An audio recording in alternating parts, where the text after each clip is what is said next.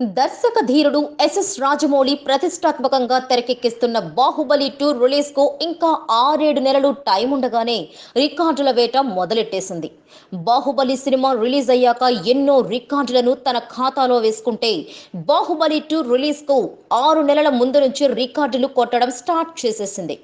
Baahubali cinema ప్రపంచ వ్యాప్తంగా 600 కోట్లు వసూళ్లు సాధించి సరికొత్త రికార్డులు క్రియేట్ చేయడంతో బాహుబలి 2 ప్రీ రిలీజ్ బిజినెస్ పై భారీ అంచనాలున్నాయి.